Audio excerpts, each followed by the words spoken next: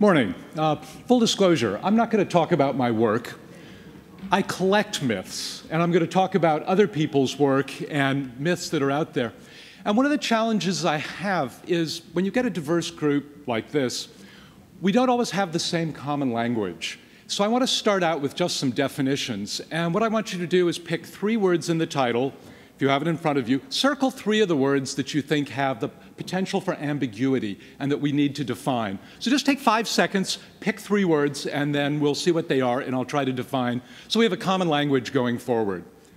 All right, I lied. Your time's up. How many people picked buildings? No ambiguity. A structure for inhabitation. You know, peace, my architect friends.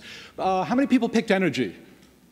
No, the ability to do work, not a problem. Okay, so what about behavior? Who picked behavior? Good. How about myth? And how about 7? For me, 7 is a number between 5 and 10. I may not get to 7 myths, but it's just to be able to get us started. All right, so what's the trick here? Red button? Okay, we're going forward. So what do we mean by behavior? Last year, Dan Siegel took 3 hours to define mind. Behavior, I think A is probably the right answer. We all know what behavior is. It's what we do. Well, everyone has a different definition of that. Economists have a definition, social scientists have a definition, parents have a definition. So maybe B. Maybe no one really knows what behavior is. Or maybe some people know and some people don't. Maybe it's something else. So I'm going to start with the absolute simplest definition of behavior I could find, and it's just this. It's the action or reaction of a person in response to external or internal stimuli. That's not really what we think of as human experience. A behavior, a reaction, stimulus, response. So here's my example. Let's say I feel hungry, internal stimuli. I get an ice cream, using George's model from yesterday. I'm eating ice cream. The action has taken place. Now, my wife comes by, she'd like the ice cream.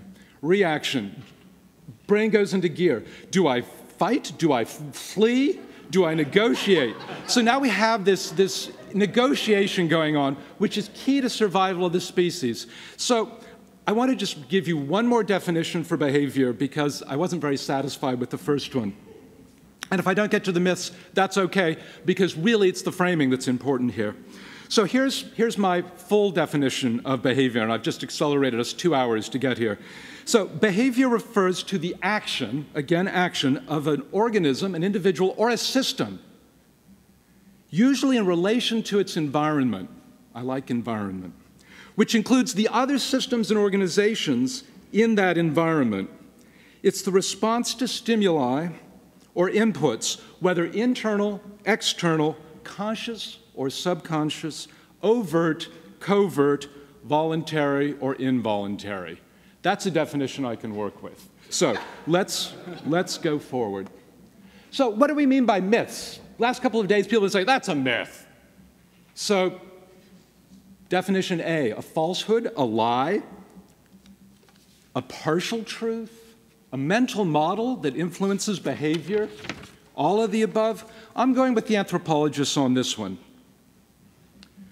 Myths are a way we organize information. It may not be perfect, but it explains how we view the world, and myths are how we structure things for our own group. So I'm in C here with myths. Let's see if I have something more. It's how we make sense of the world. They're shared by a group. It's also the lens by which we see the world, our own views. So they're mental models in Sengi's literature, or folk models, as anthropologist Kempton uses them. So why do we care about behavior, energy, buildings? I care about all of these. People have been saying behavior is the fastest and cheapest way to address major carbon reduction. Behavior impacts multiple phases here: design, delivery, and performance. It determines not only the amount of energy, but the rate at which energy is used. So I see behavior as fundamental in our energy story. We care about them. They sometimes help us understand assumptions. I think myth debunking really helps us see our blind spots in our assumptions. They also inform research direction. We know where to go when we study what people believe and see the partial understanding there. They're what's of importance, and lastly, they're fun. Fun not just in the sense of myth-busting, but they're intellectually engaging. We can look at a myth and see many dimensions there. And as I said, they're fun. So let's get started with some myths. So how many people in your work either directly or indirectly use some sort of model to explain the world? Paul Hawken at the beginning was talking about projections of energy use. So we have these macro models, or we have very small, simple models of just explaining and exploring things. How many people use models in some form? I wouldn't expect this group to be a big modeling community. I usually talk to modelers. In your models, is behavior implicit, explicit, or absent? In my experience, it is noticeably absent. Projections generally just assume population counts. They don't look at any of the subtleties of behavior. So early on, when we were looking at energy use in buildings 40 years ago, the work was done in Canada and Sweden. And they came up with a model of a building to predict energy use. And they were pretty good. They got it right. Were people in those models? No. It was just physicists looking at heat flows and all sorts of stuff. People, if they were in them, were a 100-watt light bulb. That's the energy, that's the power of a human.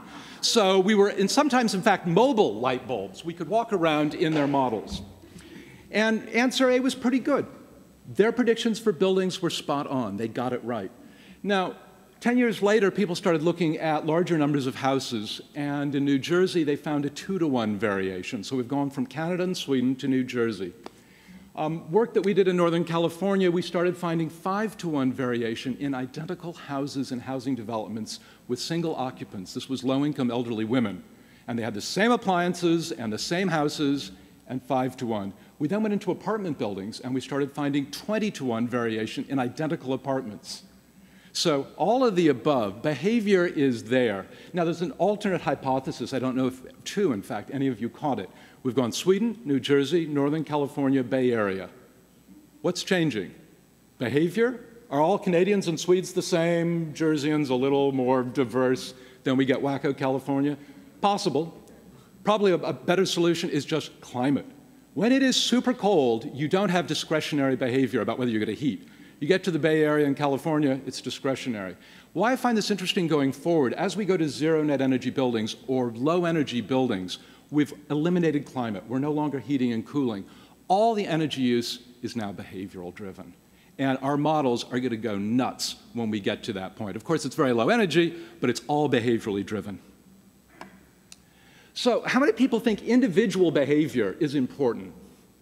Yeah, I mean, come on, come on. All right, so whose behavior is important? When we look at buildings, I've never seen this diagram. These are made up numbers. We usually do energy end-use breakdowns. How much for heating? How much for cooling or brushing teeth? You know, we get it down to the micro level. But I'm interested in who's making the decisions about energy use in buildings. Is it the architect, the engineer? We're often looking at the occupants and saying, occupants, you know, wake up, do all this stuff. This was for a commercial building in a mild climate. I just did a lot of these sort of hypotheticals here. So first we have to look at whose behavior, and then we have to go back to the question of individual behavior. How many degrees of freedom does an architect have in designing something? Can they push an energy agenda? Are they making the shots, or is there this whole context and structure that determines what gets in? So there's a myth about individual behavior here. Drivers of behavior. I think we have had, over a couple 100,000 years, a couple models of understanding drivers of behavior. Certainly the most prevalent in our development has been the deity model of behavior. Last couple of 100 years, we've looked at economics. More recently, we've broadened out. And most recently, there's some fascinating work in the biological, going back to the initial definition of stimulus response. I had a couple references here. Let's catch up and find. Been reading lately Time, Love, and Memory, Jonathan Weiner. Anyone been looking at this? looking at I told Linda about it, looking at the genetic basis for behavior, where the latest biology, they can find the gene that determines whether you have an internal clock to wake up with or without an alarm clock, or how you're going to find a mate and marry, and how, what was it, memory, how your memory is stored. Now, all this research is done on fruit flies. But the parallels to humans, pretty compelling in the story. So if you want to understand the biological basis, that's a good place. There's also been a lot of work on evolutionary biology from, of all places, Harvard Business School. Anyone familiar with Paul Lawrence's work? Looking at the biological drivers here. And he lists a couple, that we have 4 biological drivers for our behavior, and they're easy to remember. The mnemonic is A, B, C, D. He actually gives them the order C, D, B, A. I don't understand. But A, the drive to acquire, B, the drive to bond, C, the drive to comprehend, and D, the drive to defend. So he looks evolutionarily, looks at all the literature on this and says, these are our fundamental drivers. And then he goes into organizational behavior, which is his field, and sees how those are latent in all of this work. Okay, there's been a lot of talk here about people just need information to change behavior. So I give a couple models here. Yes, people do lack information on what to do. But people may know what to do, but have other reasons for not acting. Or they may need to be engaged further. Or people can change their behavior without knowing why. So I think the information deficit, yes, we study it, we know a lot about it. But there are many cases where people just don't have the information. So they need the right information at the right time, in the right format, that enables them to go forward. I love feedback. This is stuff that I do, but I think there's so many myths here. We talk about Priuses. Well, Lamborghinis have dashboards too, and they tell you how to go faster and how to use more energy because that's what the user wants. So to just think that because you have feedback, it's going to engage people in energy efficiency or energy reduction, I think could be naive. Now, Prius riders or drivers are captive audiences. Homeowners, they may be captive, they may have the device in their house, but they may not be motivated to act. And when we look at office workers, they may be neither captive nor motivated. And people can choose to ignore information if it is not perceived as having value to them. It comes back to value. Easy to change behavior. This is always fun to talk about. So we've heard elements from Karen, from Bob. And this is just a standard model that people will change if they're motivated, if they have the ability, and the context and culture to support that change. And often if a trigger is present. This is where I end up. How do we use our behavioral insights to change policies and programs? I could tell a couple stories here. I'll tell them after my talk. We see ways of getting in and questioning assumptions in policy. So here's the one story, 30 seconds. DOE has a program on home energy retrofits. It's based on some very common sense assumptions. If the audit is too expensive, people won't do it. If it takes too long, the auditor can't stay in business. If it uses fancy equipment, it's going to be both expensive and time-consuming. And so they wanted a fast, cheap, automated audit with very little time involved to the auditor. But when we go talk to homeowners and auditors, what we find out is if it's cheap, people don't value it, right? We've already adjusted our mental models here. The more they spend on the audit, the more likely they are to invest in the retrofit hypothesis. Now, the more equipment that's brought in, the more technically, the whiz-bang factor of, oh, I can see things. And finally, it's the human contact with the auditor that closes the deal. So if you take out the auditor, take out the equipment, and go forward, you've just validated all the key things, and yet when we go to DOE and tell them about that, they say, we're not interested. And what we've neglected, we've failed Sociology 101. They're invested in their program. Hearing from us is not going to change their behavior. So we had to do a different strategy on that. I think I have one more slide. What we learn from myths, how people understand the world, how we have our assumptions embedded, and that we really want to look at design technologies and strategies that address what people want and understand. So thank you.